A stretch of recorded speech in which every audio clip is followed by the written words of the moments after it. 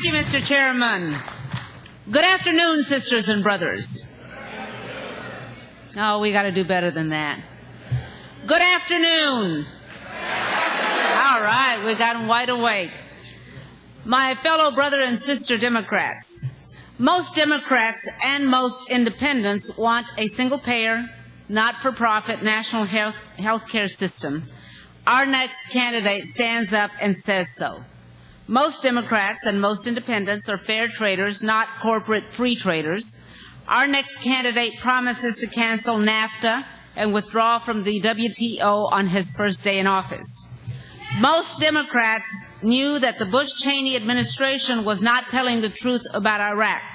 And our next candidate is a Democrat who stood up and said so as far back as February of 2002. Most Democrats knew that this war was really about oil, and our next candidate is a Democrat who stood up and said so way back in 2003. Most Democrats support full marriage equality. Our next candidate stands up and says so. Most Democrats and most independents know that the Patriot Act has led to repeated violations of our civil liberties.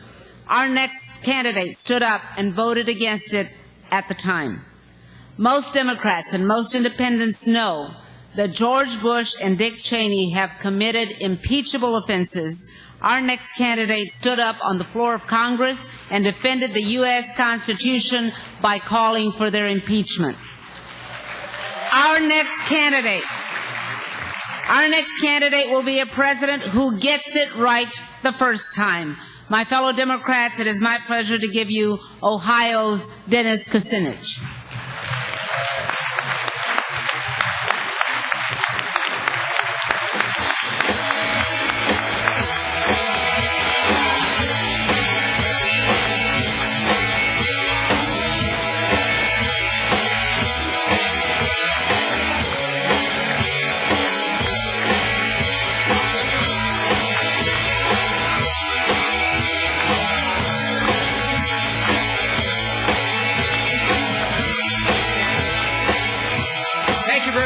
Fellow Democrats, and thank you for that wonderful introduction. It is wonderful to be introduced by Linda, who we're so proud of your service for so many years to the AFL-CIO and to working men and women. I think she'd make a great Secretary of Labor. What do you think?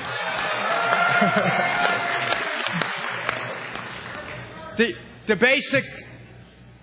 basic policies that brought me into this race, that inspire me to seek to represent the American people as their president, come from a lifelong experience in Cleveland, Ohio, where I was proud to serve as a city councilman, clerk of courts, mayor of Cleveland, state senator, and now sixth-term member of the United States Congress.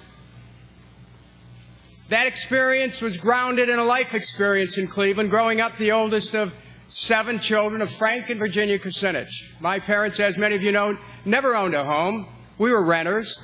We moved from place to place so that we lived in 21 different places by the time I was 17, including a couple cars.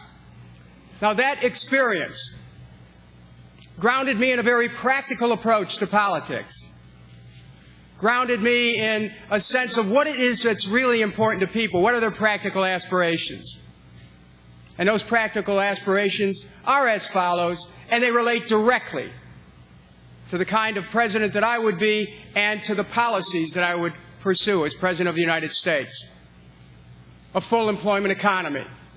I think government has a moral responsibility that when the private sector doesn't provide employment opportunities, to be the employer of last resort, that we need to put America back to work, and I will with a new Rooseveltian-type WPA, where we will rebuild America's infrastructure, where we build our roads, our bridges, our water systems, our sewer systems, our universities, our libraries, our electric systems. We'll put millions of Americans back to work, and we'll do it in the way that the Democratic Party was strengthened in over 70 years ago. Our party was known and continues to be known as the party of the people. And this is an opportunity for us to redeem that commitment. This is an opportunity for us to look at how we can enable the American family not only to have a job, but to be able to have decent housing. Our Democratic Party has the ability to challenge Wall Street, so the kinds of games that were being played in speculation that led to this plethora of subprime lending, that stopped. As President of the United States, I'll see to it that the Community Reinvestment Act is truly enforced, so that lending occurs in our cities, so that people are given a chance to have low interest rate loans, to be able to own a home. That is a fundamental right in a democratic society. As President, I intend to move forward with a plan that says not only that there's jobs for all, but health care for all. We recognize that with 47 million Americans without any health care and 50 million Americans underinsured, that only a single-payer, not-for-profit health care system, a universal health care system, is the way to go. And with John Conyers, I've co-authored that bill, and I'm proud to have done so. We recognize that health care ought to be a basic right in a democratic society, not a privilege based on ability to pay. Likewise, when it comes to education, I want to see government play a central role, spending money into circulation, investing in our young people, so that each young person in this country who wants to go to a 2- or 4-year college will be able to go tuition free. We owe this to the future of America to invest in our young people.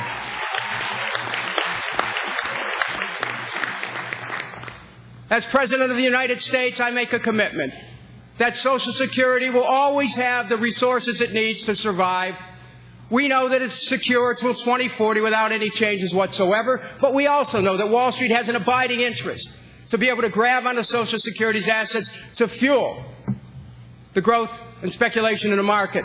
That money belongs to Main Street, not Wall Street, and under a Kucinich presidency, there is no way, no how, no shape, no form, nor matter that we're going to have any partial or any other type of privatization of Social Security. We're going to guarantee the American people their retirement security. A Kucinich presidency recognizes that American jobs depend on an American trade policy that has the understanding that the maintenance of steel, automotive, aerospace, shipping are vital to our national economic security. We understand that NAFTA has cost us millions of jobs, that China trade has cost us millions of jobs. It's time for an American president who says that we must stand for the American worker with trade policies that say, cancel NAFTA, get out of the WTO, have trade that's based on workers' rights, the right to organize, the right to collective bargaining, the right to strike, the right to decent wages and benefits, the right to a secure retirement, the right to a safe workplace, the right to participate in the political process. It's time that we had a president who stood for the American worker and said that they should be written into every trade agreement. It's time that we had a president who said not only workers' rights, but human rights and environmental quality principles must be also put in our trade agreement. It's time we had a president who stood for the Constitution and said, I will send the Justice Department into federal court to strike down the Patriot Act, to strike down eavesdropping and wiretapping and rendition and torture. Those are not anything that we recognize as being consistent with a democracy. And as the President of the United States, I will have all those removed. All those blots on our democratic tradition will be removed. We need a president who will stand up for our Constitution. I took no pleasure in going to the floor of the House under a privileged resolution and calling for the impeachment of the Vice President. But I recognize that when he lied to take us into war against Iraq, he must be held accountable, and we must expect that the performance of those in the White House adhere to the laws of this country and adhere to international law. There are those who say, well, you know what, they'll move for impeachment of the president if he bombs Iran. That would be a little bit late, with all due respect. We have to understand they're preparing to drop 30,000-pound bombs on nuclear research labs in Iran. This is essentially a war crime in motion. And I want everyone here to understand that I'm quite serious about preparing articles of impeachment against the President himself. This administration cannot be allowed to ruin the reputation of America in the world, but to put the lives of innocent people at risk. We need to stand for principles of morality, which were infused into our Declaration, infused into our Constitution, and I'm just the person who's ready to do it. My fellow Democrats, most Americans believe that we have to have a not-for-profit health system. I'm the only one of all of our candidates, worthy people running, who say we must have a not-for-profit health care system. Most Americans believe that America should get out of Iraq and quickly. I'm the only one who voted, running for president, who voted, not only voted against the war, but voted against funding 100% of the time as a plan to bring our troops home. Now, within 3 months from the time I take office, and I'm the only Democrat who, running for president, who voted against the Patriot Act.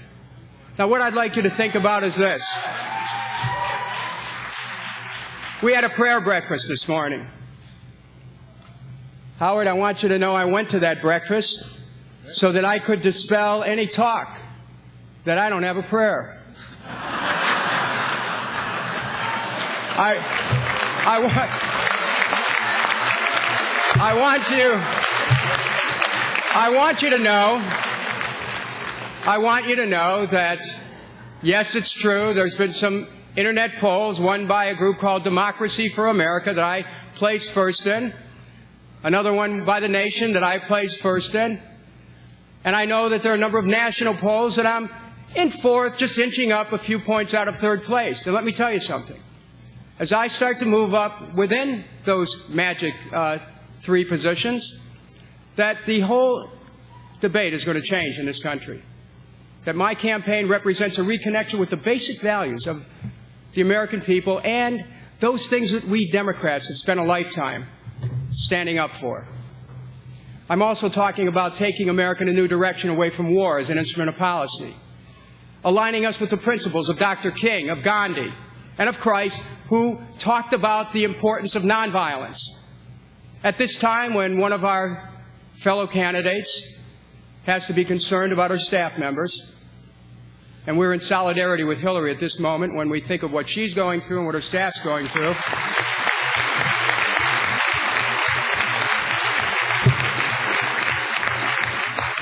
I want all of you to think about the impulse that it is that brings so many people in our society to have to feel that the only way that they can express themselves is through violence. I believe that there's another America out there that we are in the midst of creating. It's an America where we look at the issues of domestic violence, spousal abuse, and child abuse, violence in the school, racial violence, violence against gays, police community clashes, and that we understand that we have the potential, and it's part of our democratic tradition, to evolve to a place where we can become a less violent nation, a nonviolent nation, where we can teach our children principles of nonviolence, principles of being able to look at the other as an aspect of oneself. I think America and our party can go in a direction that can lift up the human condition. I think we're so ready to do that, each and every one of us. But we get enveloped in fear that things cannot change. You and I know that our Democratic Party has always been the party that has rallied the American people in defense of social and economic justice. And we will rally the American people and lift up the human spirit so the scourge of violence will not continue to not only infect our domestic policy, but infect our international exchanges. My fellow Americans, my fellow Democrats, I'm proud to be a member of the Democratic Party. I'm proud to have worked 40 years in the vineyards with so many of you. And as we face November 2008, I'll be proud to carry the banner of this party so that we can challenge and defeat all of those who do not stand for lifting up the human condition, who do not stand for jobs for all and health care for all and education for all, who do not stand for more equitable distribution of the wealth.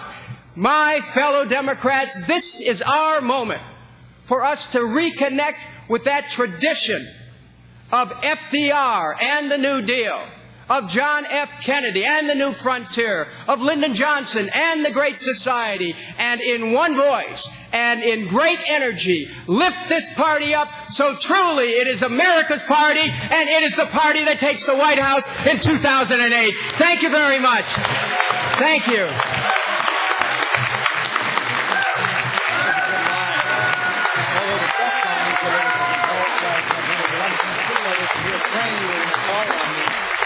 Really great.